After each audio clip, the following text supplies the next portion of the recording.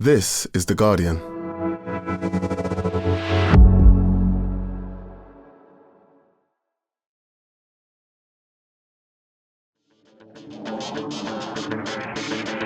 Hello and welcome to The Guardian Football Weekly. A comfortable 1-0 win for Liverpool in Paris. Apart from PSG dominating from start to finish, or from start to the 88th minute, Alisson Becker was sensational for the entirety before getting it launched right at the end. Darwin Núñez playing in Harvey Elliott, who scored with his first touch. After Alisson's heroics, you feel like Donnarumma could have done better with the one thing he had to do all night. Elsewhere, Harry Kane shines for Bayern, who beat Leverkusen 3-0. Barca win at Benfica despite having 10 men from the 22nd minute. And Inter overcome the Low Countries curse with victory in Rotterdam against Feyenoord. Also today, a Premier League preview. I've played five-a-side with the latest Puskás Award nominee and the Pod's pitch to play the halftime show in the 2026 World Cup final. All that plus your questions, and that's today's Guardian Football Weekly.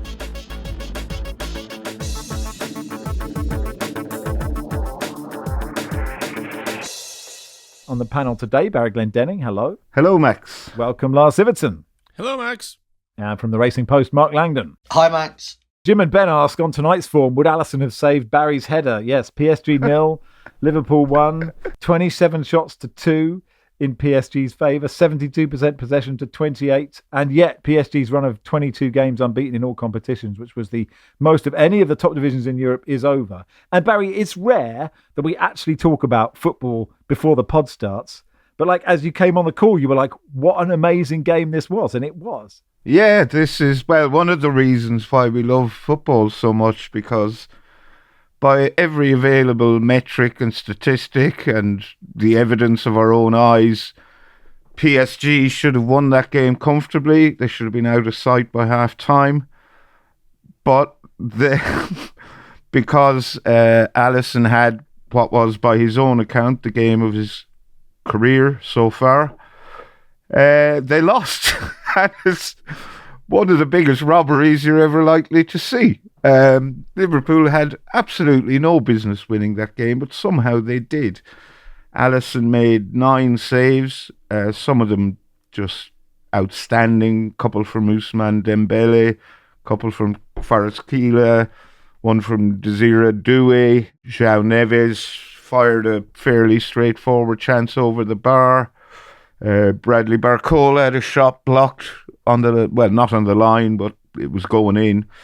And I can't really say that PSG put a foot wrong, but they still lost this football match. Yeah. And Liverpool have Alisson to thank for that. Their big, luminous yellow highlighter pen just performing absolute heroics in goal. It was a brilliant spectacle, and I don't know how I'd feel if I was a PSG player waking up this morning. They can take a lot from this performance, but they're unlikely to play that well again at Anfield, and Liverpool are extremely unlikely to play that badly again at Anfield, because apart from Alisson, everyone was pretty dreadful. Well, apart from the subs. I think if I was a PSG player this morning, I'd be very worried that when I go to like the fridge to get my orange juice, Alisson would just appear and slap it out of my hands for no reason. It's like we're pursued by Alisson. Whatever you do, there he is. Now, the game really reminded me of the saying, one of my favorite sayings, is that football is like chess with dice. And it's like PSG were just really making all the right moves at all times here. It's possibly my favorite ever PSG performance. I don't think I've ever watched PSG play and had such a strong sense of, this is actually a really good team. This is not a sort of complete nonsense machine that they used to be. This is a really good team now, and they did nothing wrong. It's just when it came to finishing, they kept rolling ones, and Alisson kept rolling sixes. And, you know, having a good goalkeeper, definitely part of the sport. But it was ludicrous, the way it went down. It really was. Yeah, and Mark, I mean, quite often when a keeper makes loads of saves, most of them are kind of saves you should make. And I think most of the Alisson ones you should, but there are 2 or 3. Like, I think, was it Kvaratskhelia down to his near post, the Doué one? Like, there were enough that these were brilliant saves. Yeah, those 2 were spectacular. There was also the one-on-one. Alisson is renowned for being the best in the world at saving one-on-ones, and he was there again. I hear what you're saying there, Max, about him kind of, saving kind of ones that you would still expect him to save amongst that high tally.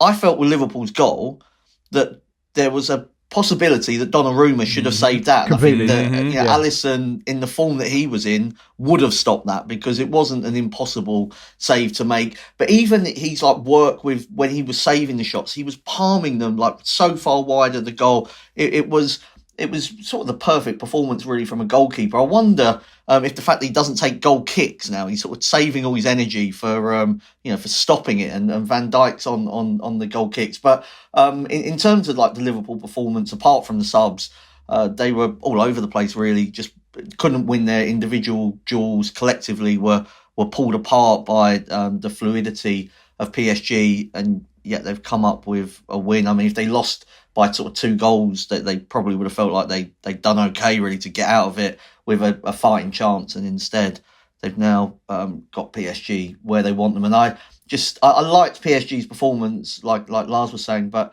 just haven't seen that enough away from home. Even in this year's sort of league phase, there was nothing to look to enjoy about the performance at Arsenal or Bayern Munich. So I think it's a tough ask for them to even perform to sort of 75% of that at Anfield. PSG were quite unlucky as well, because, I mean, the Kvaratskhelia goal, which was a lovely strike, while correctly adjudged to have been offside, it was just millimetres.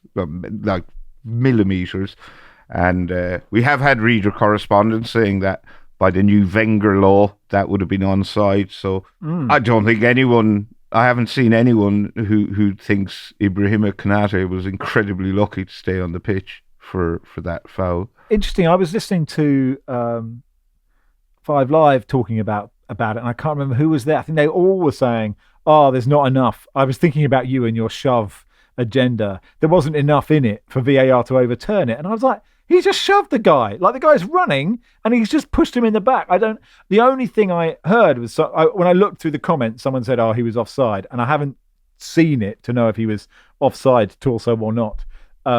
But yeah, I think Konate there, Lars, is incredibly lucky. Yeah, second night in a row, an English club should have had a player sent off and did not have a player sent off. So that's just how it goes. I've seen the suggestion that we want a low bar and we want a light touch by VAR. We only want them to get involved for howlers. But I'm inclined to think that was a howler. Like, he barged him over from behind, not trying to play the ball, having no chance of playing the ball. It's sad times ahead for attackers if this is supposed to be legal. Anytime a guy is through, you can just, as an attacker, can just run into him. And clearly this shouldn't be legal and shouldn't be part of the game. And a big mistake. And then after Alisson's heroics, he also basically set up the goal. I mean, okay, Darwin Núñez, we'll give him some credit. He did. But that goal was just hilarious. You're all sitting there going, this is ridiculous. It's like Barry said at the top, I wrote it here. It's sort of why football is the best game. Because in any other sport, team sport, kind of the domination would just mean goals or points or whatever for PSG. But the fact that it's hard to score a goal means that this can happen. And it was proper getting it launched. Yeah, it was. And I think actually Núñez did make a difference when he came on, because Liverpool had been getting it launched in the first half, because I think they quickly realised that playing through PSG was difficult with the energy that PSG were sort of pressing them in midfield. So they were going long to Jota against Marquinhos. There's only going to be one winner in that particular battle. When Núñez came on, he did manage to sort of hold the ball up and make the most of kind of if it was a Van Dijk long ball or an Alisson one. And something that we just haven't seen enough of Núñez is that composure to actually make the right decision. I know it looks easy because Harvey Elliott's in loads of space, but I think there have been occasions in Núñez's career at Liverpool when he stilled a shot there or overhit the pass or done something else ridiculously stupid. But he didn't. He kind of kept his composure. Poor play from Mendes, who'd had such a great game against Salah for 80 odd minutes. He completely sort of won that battle, and I just wonder if he dozed off and just felt, what a great game I've had, and then sort of Harvey Elliott just sort of strolls past him. So it does go to show that Liverpool have got a lot of variety in attack. They didn't play well, but they have a lot of different players that have got different skill sets within their forward line, and on any given occasion, one of them can do something, and more often than not, it's more than one of them, but at least one of them can do something. Nobody else in that Liverpool attack could probably have done the way that sort of Nunez battled for that ball in the first place. At risk of overthinking something that probably was just a hoof, a hopeful hoof, up against an energetic physical substitute who was up against the defense that's expended a lot of energy throughout the game. It's probably that simple. But I really think the hoof is coming back. I think the getting it launched is going to be a thing, because so much of football, and this was a great example, so much of football has become about one team trying to play out, the other team trying to press them and setting pressing traps and trying to get good counter-pressing situations and turnovers and stuff. And the reason, I think the main reason PSG dominated this game so much was that they were great at just stopping Liverpool from playing out the way they usually do. They had so much energy, they ran, they seemed to know where the passing lanes were and just block it off. I absolutely think going, okay, we're not able to go through these guys, we're going to go over them, is going to be a much more sort of accepted and legitimate tactic than it seems to have been for the last 10 years. Having a big target man is going to be the sort of luxury accessory that every big club has to have in their locker somehow. I believe this very passionately. I mean, John Brewin aside, I'm probably the most excited if this comes true of all people in the world. I wonder, we were sort of joking when we were saying that Liverpool, this constant theme, have they played anyone good? Have they played anyone good? But the fact that they've been so good in the Premier League means that it doesn't appear that they've been pushed that often. I.e. the Premier League's become the Farmers League. And I don't watch enough Ligue 1 to know exactly how easy PSG are finding things this season. But I'm just trying to work out why Liverpool didn't turn up yesterday, and are they knackered because the Premier League is harder? Did they just have an off day? Are PSG just that good and that well coached by Luis Enrique? I don't know what you think, Mark. I felt that on the night PSG were that good, and that Liverpool just struggled with them. I think it's hard to reach those levels sort of every week for any team. Tactically, Liverpool got pulled apart. McAllister and Gravenberch, who have done so well, I think, this season, and we saw it the other week against Man City. They were so steady in that midfield. They were too wide. PSG just made the pitch probably as big as any team could possibly do. Kimi, more than Mendes were causing problems down the flanks, but then they had three wingers essentially on the pitch that were all popping up everywhere. And I'm not sure that Robertson and Alexander-Arnold were comfortable. Should they go inside? Should they be outside? They weren't blocking the kind of the passing lanes that PSG had done so well. Even Van Dijk and Konate were then not getting the protection because the midfield was too far apart. I did think in the second half that they changed slightly and went to looked like 4-2-3-1, and Luis Diaz was almost playing as a left back at times. And Liverpool, what I liked about their performance was that they accepted that they were kind of second best. They didn't have this arrogance of, we're just going to keep trying to play our way. They actually sort of accepted their kind of role within the game and just thought, we just need to get out of here with the tie still in balance. And sometimes you do see teams just, I think, overcommit and try to, because they're a big team, they feel like they've got to play in this sort of exuberant way. Whereas Liverpool, I think, quickly realised it was such a hard game. They just needed to make sure they were still in the tie. And for a little bit of luck, brilliant goalkeeping, they're more than that. We had a few questions on the subject of Baz. Is this PSG team likeable? Are we allowed to like them? Have we been sport washed? I mean, I found myself warming to them and have done this season. No, I have too. And after the last knockout round, I said I fancied them to win the tournament. And someone said, but they're playing Liverpool. And I hadn't realised that. And it was sort of like, yeah, maybe. But, I mean, they should have hammered Liverpool last night. There's every chance they'll go out now. But, yeah, I like watching them. I like watching them play. It is a big problem because it's a very spiritually ugly project, in my opinion. It's a nation state that's come in and bought a football club and put so much money into it that the domestic competition is now meaningless. It's just like an ugly thing that I think doesn't add anything to the sport. It just detracts, and it's not something I'm a fan of. And it was almost more comfortable narrative-wise when they were also a ridiculous team, like when they were when they were the Kendall Roy's birthday of football clubs. Yeah, when they were just everything just nonsense, over the top. Over. I think you can, Lars. You can now say Mark Zuckerberg's 40th birthday. Yeah, that also works. It still works. But that's sort of for clips, people like ourselves who tried to stay on the high horse about certain moral issues in football. That was very comfortable because you could just make fun of them and move on. Whereas now, I feel like they're a team with much more footballing merit. That is hard to completely dismiss, and because they're doing it. I mean, much like Man City have done on the pitch. They've done it in the right way. They're leaning on the academy. They're playing interesting football. They're not just throwing money at superstars. We got a tweet from Elias Mische, who I believe plays in the Norwegian third tier, so big name listener there, who pointed out that, huge. Yeah, have we ever seen a team with more pace than this PSG side? Every player seems to be a goddamn sprinter. I think that's a really good observation. Like, they're so fast all across the pitch.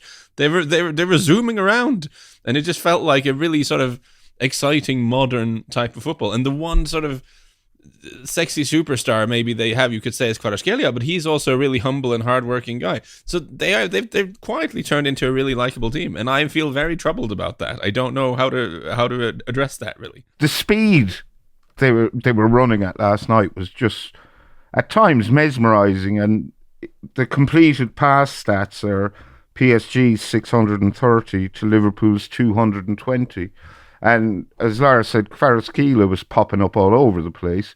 And at times, Liverpool's players just look like rabbits caught in the headlights. And it's not very often you see a team pile the hurt on them like that. Very rare, very rare. Southampton will have them figured out now for Saturday. You mentioned Kvaratskhelia. I know that we saw it at Napoli, Mark, but he is such a delight, isn't he? Yeah, I always liked Chris Waddle, some sort of a different era, and he's got that body swerve, like Waddle would do, in sort of delightful winger. But then he's got other aspects to his game as well. He can play just anywhere across that front three. I think he makes the right decision a lot. He doesn't dribble for the sake of it. If there is a pass on, he's able to find the pass. He was, as Barry's already said, really unlucky not to have scored the goal. He wasn't trying to seek an advantage in the way that he was caught offside. Just his heel being offside. Yeah, he's added a new dimension to the PSG attack. There's no doubt about that. And they probably do need a superstar, and he's the right kind of superstar, because he's not. He doesn't appear to cause trouble. He doesn't. He's not lazy, maybe like some of the other sort of players they've had. Looks like he gets on with his teammates, unlike some of the other sort of signings that they've made. Who could you possibly be talking about? So he definitely he doesn't often go back for carnival in Rio. Exactly.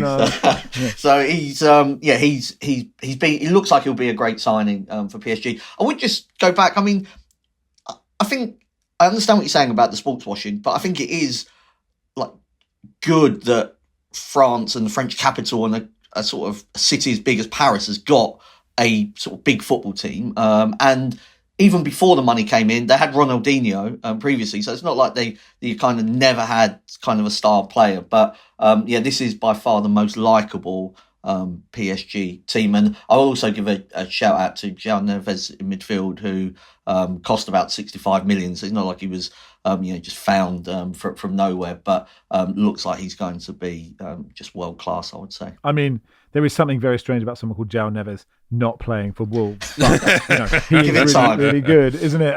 But I thought his chance actually might have been the easiest of the night. Yes, Lars? I mean, the only thing, and I guess this is hypocritical of me, because PSG have become the exact thing I was whinging about them needing to become for many years. So I feel like picking holes in it is daft. But Carlo Ancelotti said something, I think it was yesterday, but recently anyway, about how you have players who run and players who make a difference. It's kind of like the and of course PSG clearly for many years had too many players who were just kind of hanging around waiting to make a difference. I think they have a good mix now of like guys like Dembele, Barcola, Doué, Kvaratskhelia, who can do both run and make a difference. But they didn't score the goal, right? This is the thing. Over the 90 minutes, they had all this domination, And you do wonder if Mbappe, sulky old Mbappe, the Sun King himself, was lounging around up front. Okay, they wouldn't have looked as good as a collective. They probably would have scored in this game, right? Maybe they wouldn't have been as good collectively. I don't know. So there is a balance there. I like to think one of those younger forwards can grow into that superstar. Maybe Kvaratskhelia can become that superstar. And I like them so much more as a team now. But I guess that's worth flagging up, that the advantage of having one or two of those superstars is that they are quite good as well. All right, that'll do for part one. Part two, we'll begin with Bayern Munich's demolition of Bayer Leverkusen.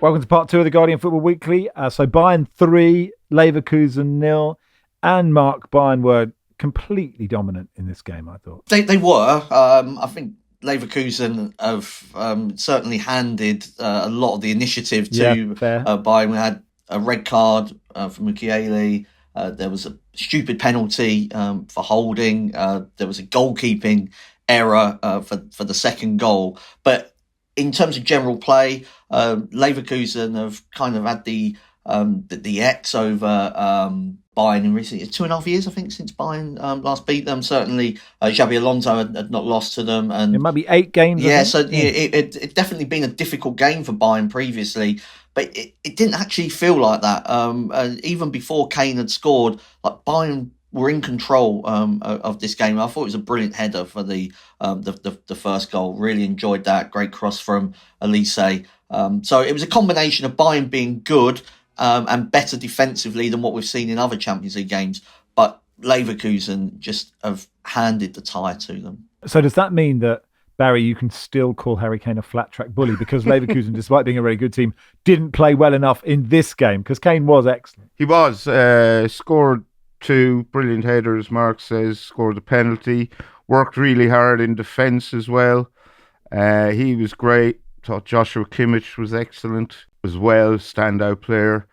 And beating Bayer Leverkusen is not a flat track bully job. But I think Xabi Alonso has been getting criticised at home for channeling his inner Claudio Ranieri and sort of needlessly tinkering with his side. He rotates his goalkeepers. So Lucas Radecki was on the bench today. He was in goal when Bayer Leverkusen played Bayern Munich a couple of weeks ago and battered them 0-0. He had Victor Boniface and Patrick Schick. Yeah, they were on the bench last night. And Adli played instead. He's not fully fit, they reckon, because he's just back from an injury. So I don't know if Xabi Alonso, who am I to criticise him as a manager after the job he did last season? But yeah, he is, I think, getting it in the neck a bit for just needlessly rotating. So it was interesting last night, actually. Florian Wirtz, who is being linked with a move to Bayern Munich, he was just marked out of the game, did nothing for Bayer Leverkusen. Meanwhile, Musiala was great. And actually, I mean, Lars, shame on João Palhinha, who missed a chance which robbed us of one of football's greatest ever assists. Yeah, no, yes, that is true. I mean, I guess if you don't want anything to drop to João Palhinha, really, do you? I mean, it's not his job. He's meant to. No, but still, like once was it a rainbow flick? Or I'm not sure what it was from Musiala, but it was just absolutely beautiful. And then it is an open goal, so yep. Palhinha could have just tackled it in, I guess. This is what I was going to say. There was a period I remember, like when Luka Modric didn't score a lot of goals and he kept missing shots, and I was like, just pass it to you're so good at pinpoint passing, just pass it to the net. And with Palhinha, it's more like, just 2-footed, mate, just like get in there. But I think this result in this game is kind of more of a big deal than it feels like, if that makes sense. Because I think we're kind of used to, oh, look, Bayern trounced a different German team. That doesn't feel like news. That feels like the thing that always happens. But as Barry rightly said, very recently they played each other and it was 0-0. And it was a ridiculous 0-0. But Leverkusen really kind of wiped the floor with Bayern in that game. And Xabi Alonso has really had the hex over Bayern. I mean, 6 games unbeaten before this against Bayern, I believe. And it's it's a huge deal for Bayern. You know, the finals in Munich, like they really want to get there. It matters a lot to them, and they have been iffy at times. Even though they're cruising to the league, they've had performances that have been not super convincing. So this is one of those ties that I think could have gone very badly wrong for them, and it hasn't. And I think it was important for Harry Kane. I think the first goal, which is kind of a classic Harry Kane goal, it's a slightly hopeful cross swung in that he kind of gets ahead to, and that's kind of vintage Harry Kane. I think it's important because he hasn't, he scored. It seems ludicrous because I think he's on 21 goals and 21 starts in the Bundesliga, which sounds good. But I do believe there are 9 penalties in there. So it's actually it's 12 goals from open play in 21 games, which is really the lower end of what you expect from a Bayern Munich number 9. And especially one they've paid a huge amount of money for, an amount of money I think everyone feels very uncomfortable with because it's not something they typically do. So there is some suggestion that Kane isn't quite doing enough to justify the expense in his position. So for him to really turn up in this game, score yet another penalty, yes, but also score a really important goal, that important early first goal from open play, I think that's a pretty big deal for him. Why couldn't Kane score one of those 9 penalties against France? It's all I was thinking when he scored it. Got to let it go. I've got to let it go. 13 was it 13 this season, I think, in all competitions? 13 out of 13, yeah. He's changed his technique, hasn't he? He's got the stutter, in the repertoire now. But they've still got to be scored, the penalties. To be at 100% from 13 is pretty good going. When what's the average rate is about 80% of successful penalties. So he's very good at them. I did like Mukiele's face as he was raking his studs down the calf of Kingsley Coman. He looked like he just dropped the Black Forest Gatto as he was walking towards the judges in Bake Off. He did this kind of like he was already apologising before he did it. But absolutely, it was at least a yellow card, wasn't it? Let's do Barca's win at Benfica. I thought this was really fun as well, Baz. And Barca down to 10 men from the 22nd minute when Pau Kubasi was sent off. Big fan of Kubasi continually doing the I got the ball gesture in the hope that the cameras hadn't recorded said challenge on Pavlidis. But I think Benfica will be thinking, we have missed an absolute massive opportunity here. They had some excellent chances.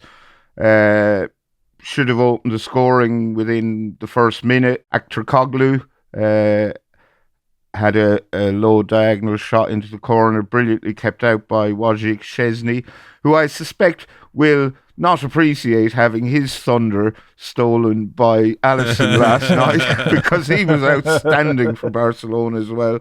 Made some huge saves. Barcelona go down to 10 men after 23 or 4 minutes, whatever it was. And you think, right, this is your big chance, Benfica. You're at home, you're playing well. They went on to have 4 more good chances, none of which they scored. And then give away a really sloppy goal. Antonio Silva gives the ball away with a pass inside.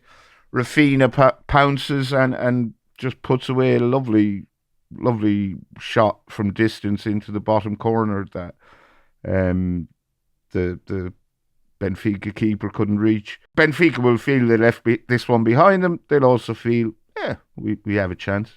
Is it more interesting, Mark, if Barca get through? I don't know if that's really harsh on Benfica, but in terms of the draw and I don't know, who's more interesting for the Champions League to get through? Inherently you feel Barcelona, but I don't know if that's fair. I feel like I want Barcelona in the latter stages of Champions Leagues. They're in the inverted commas easier section of the draw with a game against Borussia Dortmund or Lille to come if they get through. I think there's a lot of people in Spain already thinking that they have a Clásico Champions League final against Real Madrid. Barcelona have smashed Real Madrid twice already this season in 2 different competitions. I'd like to see Barcelona get through. Really enjoy watching them. This was a different performance from them because of the red card. I don't think I've ever seen a Hansi Flick team not defend on the halfway line, so it was quite strange to see them sort of accept their fate and work hard and do all the things that you probably wouldn't associate with kind of Barcelona, I suppose, in the way that they defended with those 10 players. I thought the journalist Rory Smith made very interesting point about Rafinha and whether he should be in the Ballon d'Or conversation, given that he's arguably been the best player in Spain this season, and he's been one of the best players in the Champions League. And I thought the way there was a deflection on the goal, but I still thought it was a fantastic finish. And he just gets better and better, and it's a very impressive performance from him. And yeah, I think Barcelona will sort of do the job comfortably now and reach at least the semi-finals. Do you think Jamie Carragher will say, because Rafinha plays for a small country like Brazil, it might affect his chances? They are struggling, Max. They might not make the World Cup. No way. They always do. I say give it to Rafinha, if only to see just how angry Real Madrid get, just as a social experiment. Because they were so angry when Rodri won it, which was a bit of a slam dunk, I thought, and then they didn't even turn up. Like, what level of hysteria can we get to if it actually goes to a Barcelona winger? I just want to say from now on, like, I didn't think Barcelona had this in them. I really didn't, because they've been good this year under Flick, better than I think most people thought they were going to be. But it's been about, again, like Lango says, like this crazy high line, super attacking, like looking domestically at our old friend the XG, like they've created more than any. Like they're so far ahead in the XG. They're a real attacking machine. There's actually 5 teams in La Liga who've defended better than them this year. Like they're not. They can be gotten at, which we've seen in Europe. Never more so than in that mad 5-4 game against Benfica in this stadium a couple of weeks ago. And so when I saw there was an early red card, I thought, ooh, this gonna get spicy. But they knuckled in, and the least Hansi Flicky performance, and absolutely not something I thought had in them. And maybe that display of grit against what is a capable opponent, maybe you sort of adjust their standing as potential favourites to win this maybe goes up by a couple of notches for me. The fact that they're showing a little bit of that side of it as well. Meanwhile, Inter won 2-0 away at Feyenoord. I thought it was Robin van Persie's Champions League managerial debut for Feyenoord. And they thought they started okay, Barry. I didn't think this was a classic. Of the 4 games, this is the one that is certainly the bottom of the running order for me, but Inter have pretty much got it tied up, I think. You'd think so. If they'd scored that penalty that Peter Zielinski missed, well, it was saved by Wellenruther in the final goal, then you'd say that's it. As it is, they're 2-0 up. You have to feel a bit sorry for Feyenoord. They were I think they had 16 players out for various reasons, suspension, injury, whatnot. They only had one chance of note, which was a sort of a Brighton. Jacob Mulder shanked one over the bar after, I think Brighton sold him to Feyenoord, and he was teed up by Ibrahim Osman, who I think is on loan from Brighton, or else it's the other way around. But anyway, good performance from Marcus Thuram, who I haven't been ever convinced by, but he's really good here. Yeah, Lautaro Martinez scored the other, so those goals either side of half-time, you'd imagine will be enough. If you'd asked me ahead of the game, how do I think this will go? I think Feyenoord, having some nice moments, moving the ball around a little bit, but Inter just kind of staying calm, staying cool, and getting 2 goals and getting out of there with having ended the tie. That seems about right. Like that's more or less exactly what I thought was going to happen, and I don't think you could read a ton into it, except to say that Inter are, they're pretty solid. They have some good players. They're well organized. They know what to do in these situations, and a tidy team with a draw they'll be happy with, I think is fair to say. Europa League tonight, and we don't really major on the Europa. It doesn't fit with our timings. But Mark, Manchester United's and Tottenham seasons are literally on the line, aren't they? Man United have the tougher game, probably away at Real Sociedad. Spurs go to AZ Alkmaar.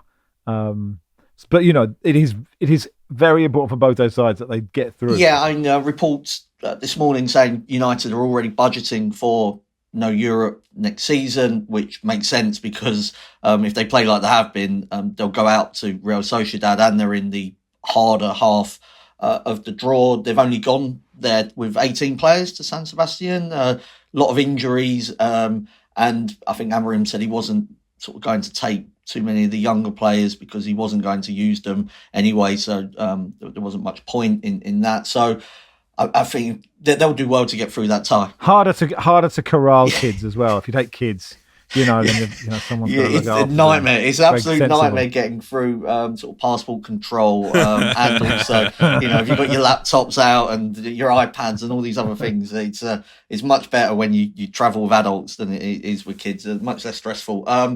So I think Sociedad, if United play like they have been, Sociedad should beat them. The AZ against Spurs game, I mean, Tottenham are favourites to win the Europa League. If Postecoglou does that, then he'll be able to say, I've won a trophy, I've played attacking football, and I've got your Champions League football. And I don't think anybody could argue against that being kind of, what he was brought in to achieve.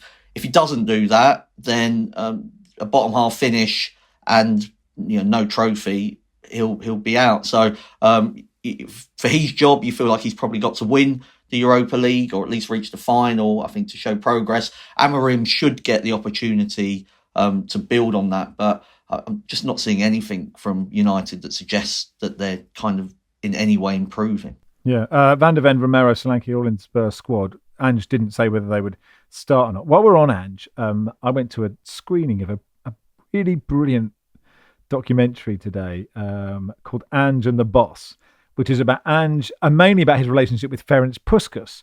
And like Australian football fans are just love the fact that Puskas came to Melbourne and coached South Melbourne to winning some trophy in the 90s.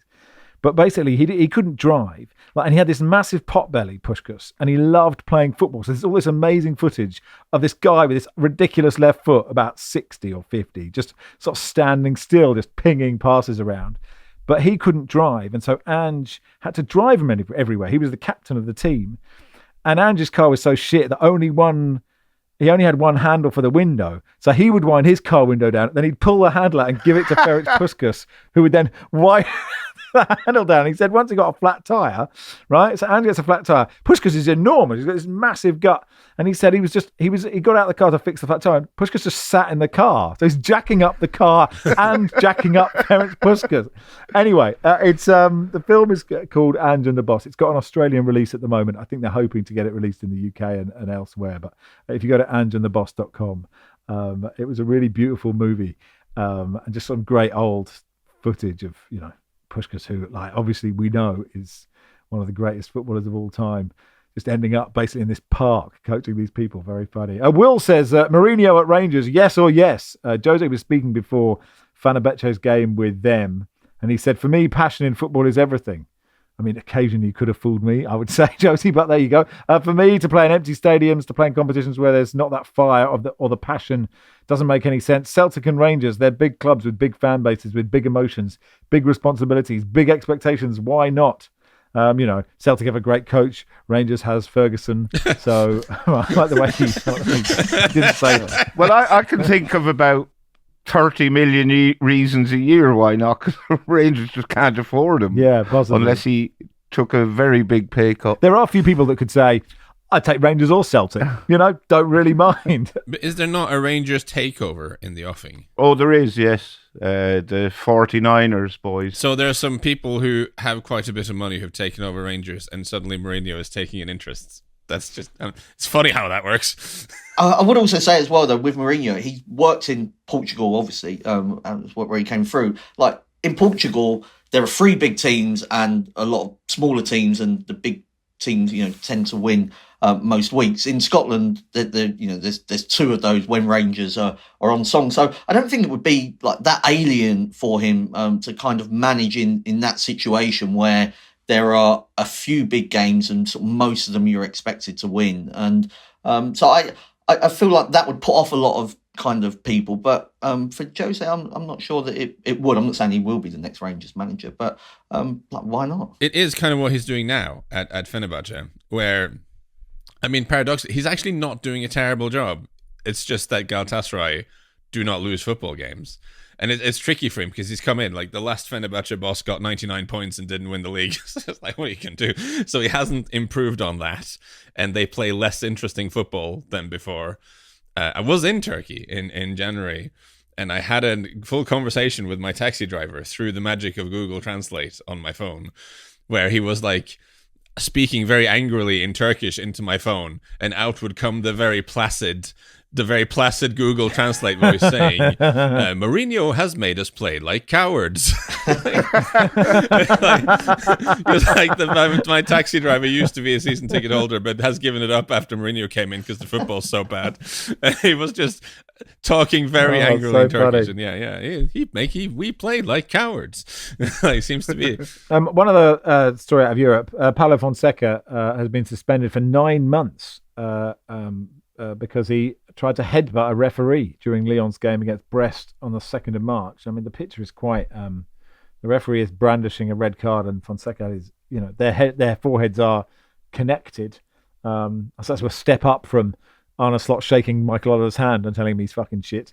He won't be able to enter the dressing room before and after matches until September the 15th, not be able to be on the touchline until November the 30th. So, I mean, obviously, you can't condone this, and the abuse against referees is ridiculous, but he'll do well to keep his job, I imagine, if that's how long he's out for. But for a manager to do that is completely ridiculous. Anyway, that'll do for part 2. Part 3, we'll look ahead to the Premier League weekend.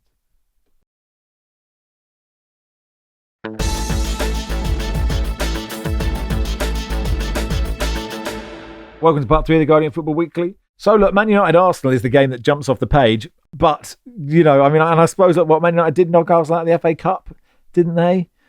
Can you make the case for them? We've already touched on the fact that they, all their kids at least will be well rested about. This is a game I expect Arsenal to win, but I would not be at all surprised if they didn't. They've obviously had that terrific performance in midweek.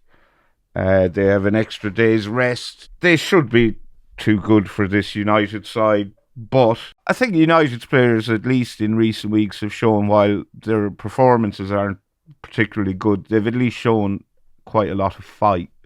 And Bruno Fernandes keeps riding to the rescue and grabbing games by the scruff of the neck when causes look lost. But I would, without much confidence, go for an Arsenal win. I think, interestingly, this list of fixtures for what is now, we're obliged to call the Farmers League, it's quite interesting because the scramble for the, 2 remaining, maybe 3 remaining Champions League, 2 really, remaining Champions League places is very, very open. And, so there are some fixtures there that are crucial to that. I'd be absolutely staggered if Arsenal didn't win this, and didn't win it by quite a bit, because it's United are between 2 season-defining games in Europe. The league really doesn't matter for United at this point. They need to just not get humiliated, I guess, on a regular basis, because it's a bad look for everyone. But the Real Sociedad games is what matters for them. Whereas Arsenal, of course, having taken this massive lead against PSV, they can field a team of whatever in the return leg almost, which means they can really focus on this. So I'd be baffled if United got anything out of it. But I think, actually, to carry on what Barry just said, actually, it is an interesting weekend, because you have one of those teams who are still in the hunt for a shock Champions League place is Bournemouth, but they're of course playing Spurs, who again are in the same position as United. The Europa League is so much more important, so we'll see what kind of team is fielded by Ange in that one. Yeah, I agree with that. Forest play City, in one of those races of 5th places, and then you've got Chelsea should beat Leicester, Brentford, Villa, 2 of those sides that sort of could push, Brighton, Fulham, the nice family club 6-pointer. Who of anyone, Mark, who do you think will sort of surprise, do you think by the end of it all? Because you've seen Forest having a little bit of a dip because they don't rotate their players. Bournemouth has that gone off a little bit? I think it might have done. Do you think it'll be the usual suspects by the end? With 5 spaces, it means that there will be one, I suppose, less usual suspects. I think that Chelsea and City, I believe, will get into the top 5, and join sort of Arsenal and Liverpool. The other spot is really open. I do feel like Forest could get reeled in by one of those teams, and Newcastle, I think, once the distraction of the League Cup is out of the way, if they can sort of keep Isak fit, would be definitely that they've got a tricky game at West Ham before that cup final. But Bournemouth would be the ones, because Ivan Nilsson is back now, and they had a couple of months where, or sort of 6-week period, where they didn't really have a forward, and Justin Kluivert stepped up and some of the other wingers were chipping in. But if you look at their performances, I think over the season, I think they've been like a top 5, top 6 team throughout the campaign. Very well coached, good defensively, a lot of quality in midfield, and then sort of explosiveness out wide and goal scorers. So obviously not an easy game away at Spurs, but as Lars says, it's in the middle of 2 season-defining European games, and if Bournemouth were to win that one, I could see them sneaking in. I'm not. It'd be great to see a team like Bournemouth in the Champions League. But, it would. It does feel like I would say that City and Chelsea will take 2 of them spots. You mentioned West Ham. They play Newcastle. Lucas Paquetá's betting charge hearing will take place this month and last 3 weeks, which will make it one of the longest court proceedings in the FA's history. He's accused of receiving 4 deliberate yellow cards in Premier League games. These allegations form part of a government investigation in Brazil. The FA are seeking a lifetime ban. Paquetá denies all the charges. Interesting to see if he plays during the proceedings, I guess. He has been injured. I don't know if he's back yet, but I mean, if I was him, I'd be playing as much football as I can while I can, because it's not looking great for him. The FA are looking for a lifetime ban. Evidence has emerged in Brazil that seems quite damning. Brazilian Parliament, I think 1 or more people over there are facing jail sentences over this, maybe. Paquetá, it's important to say, has totally protested his innocence, and there's no suggestion he placed any bets on this spot fixing. But this scandal, such as it is, has already cost him a move to Man City, which would interestingly probably have seen Cole Palmer go to West Ham in part exchange.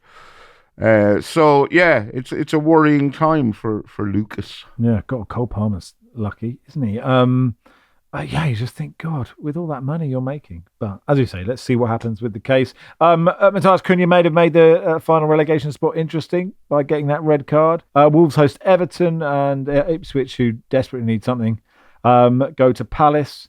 Liam Roberts, the FA want the 3-match ban given to him, the Millwall keeper, to be extended after that foul on Mateta. The FA said the standard 3-game ban for serious foul play is clearly insufficient. It's understood Millwall will contest it.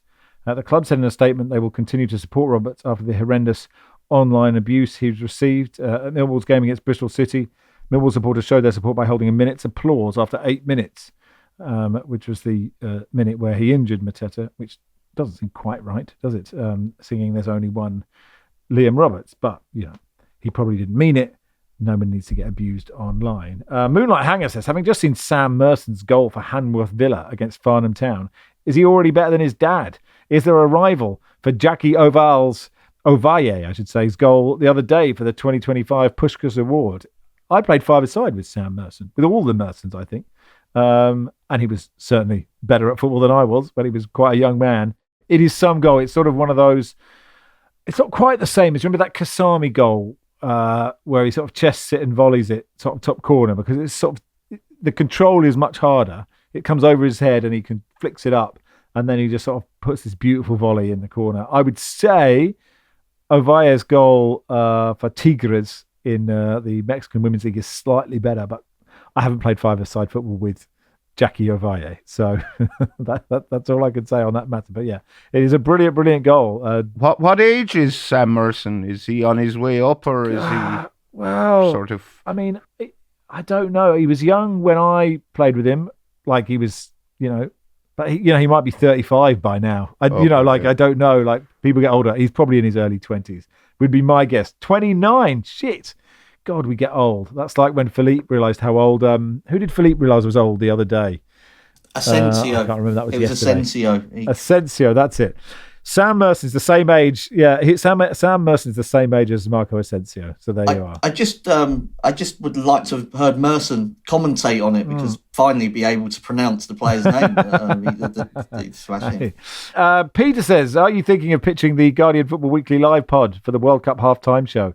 Joe says, if FIFA are taking applications for the musical halftime show, would you and the rest of the Football Weekly crew put together a chair-slapping performance of a lifetime? Infantino has said that a list of artists will perform during the halftime show at the World Cup final next year. I can confirm the first ever halftime show at a World Cup final in New York. Infantino posted on Insta. I also want to thank Chris Martin and Phil Harvey of Coldplay, who'll be working with us at FIFA to finalise a list of artists who'll perform during the halftime show, as well as at Times Square. How long do they think halftime is?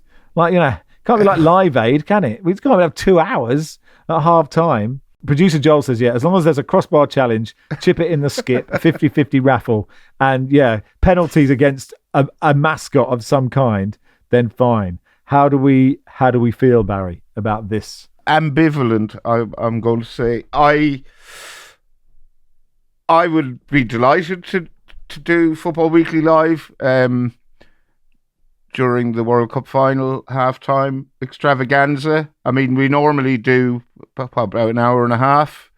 So to condense it into, if we're just bottom of the bill under several Coldplay light acts and Coldplay, I'm not sure we'd get past your intro, really. You'd introduce us, we'd all run on, and then we'd all run off again. The Wilson anecdote would struggle, wouldn't it? I think to get yeah. That is true. The Ben Fisher anecdote, crikey. Surely Chris Martin, surely he knows that Gianni's not the guy you want to be hanging around with. You want to keep your beautiful image. I'll have to be having words with Mrs. Rushden on this matter. Anyway, that'll do for today. Thanks, everybody. Thank you, Barry. Thanks, Max. Thank you, Lars. Thank you, Max. Cheers, Mark. Thanks, Max. Football Weekly is produced by Joel Grove. Our executive producer is Phil Maynard.